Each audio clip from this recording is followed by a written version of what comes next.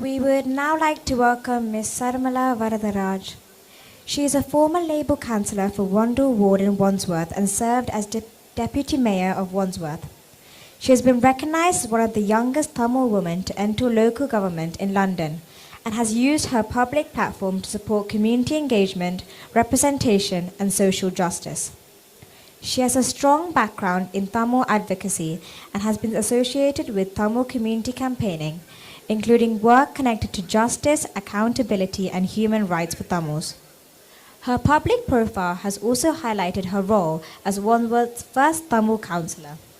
She joined BTF when she was 16 years old and now serving as the Deputy Coordinator of Human Rights Team at British Tamil Forum, who is actively engaging with politicians and FCDO and visited United Nations Human Rights Council numerous times, engaging with member states to hold Sri Lanka to account for its atrocity crimes.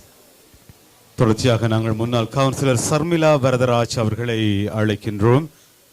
தொடர்ச்சியாக BTF உடன் இணைந்து அரசியல் பணிகளில் செயற்பட்டுக் கொண்டிருக்கிறார். 16 ஆண்டுகளுக்கு மேலாக அவரை இப்பொழுது நாங்கள் மேடைக்கு அழைக்கின்றோம்.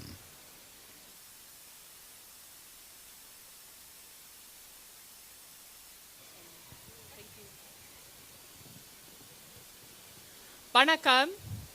17 years ago today, May 18th, 2009, the world watched the final stages of the genocidal war against Tamils unfold in real time in Mullivaikkal and did nothing. 17 years of grief, 17 years of silence from the world, and 17 years of a community that has never stopped demanding justice.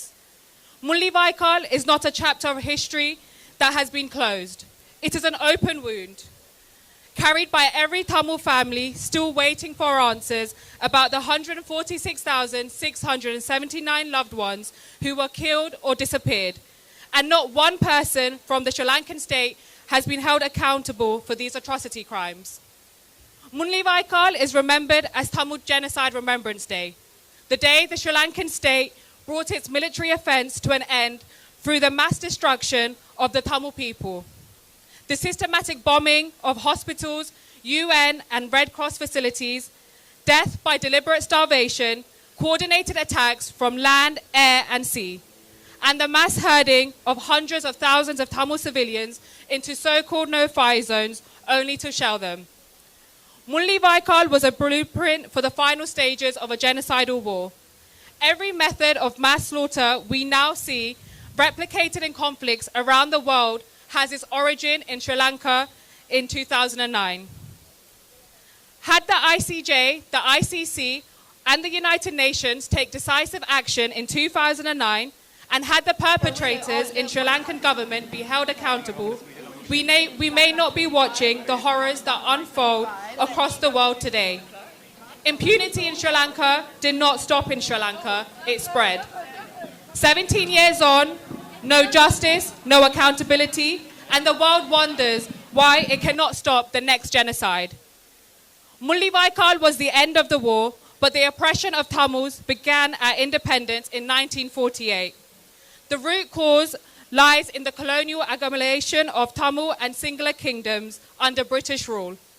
Since independence, successive Sri Lankan governments have pursued a mono-ethnic, mono-religious, monolinguistic, Sinhala Buddhist-only state, stripping Tamils of their rights to education, language, and livelihood.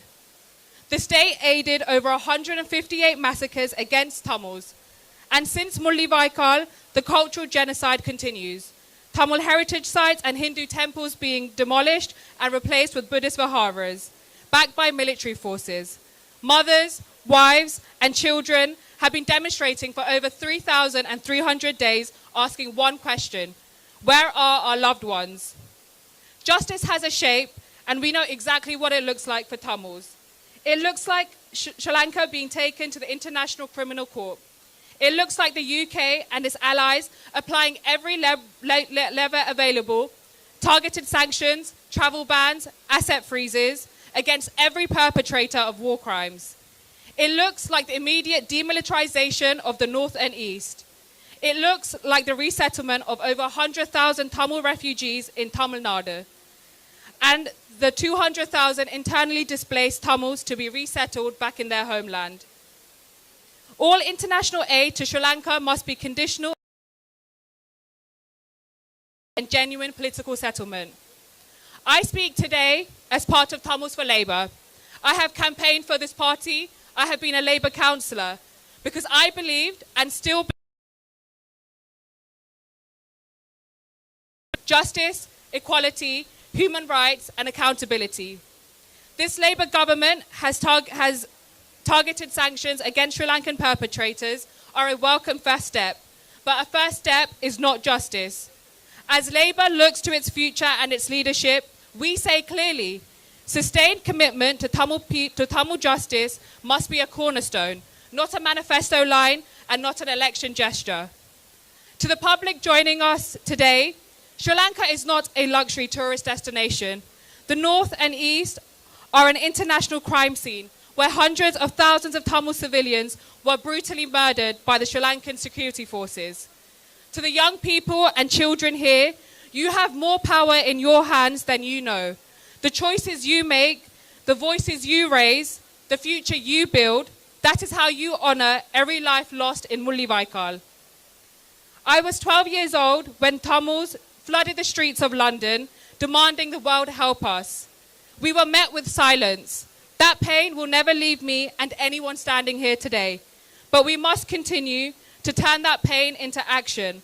And that is the greatest tribute we can give to the lives lost. The Tamil diaspora is not broken people. We crossed oceans, rebuilt lives, and became pillars of our communities, all while carrying the grief the world has not yet acknowledged. The future generation of Ulam is standing in this square today. Some of you were not born in 2009, but you are here now, and that means Ulam is alive. Until justice comes, we must remain united in remembrance, in resistance. Our brothers and sisters will one day live freely in our Tamil traditional homeland. Remembrance will always be the fire that drives us forward. Thank you.